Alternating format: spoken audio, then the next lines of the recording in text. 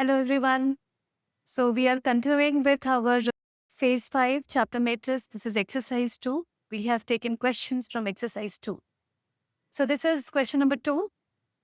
The question number 2 asks us that matrix A has x rows and x plus 5 column. Matrix B has y rows and 11 minus y column. And both AB and BA exist.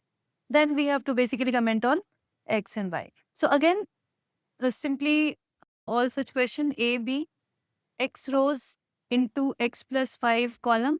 Here y rows into 11 minus y column.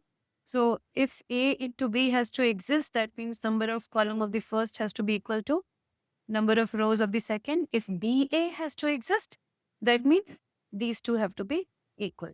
So I think this will give us two equation.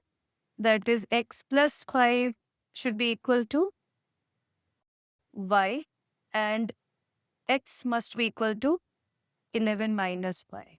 So from here we get x plus y. Yes, x plus y is equal to 11 and x minus y is equal to 5. Solving, we will get the values of x and y. So this is simple question of just matrix multiplication. Very similar to the question we have already seen. Thank you.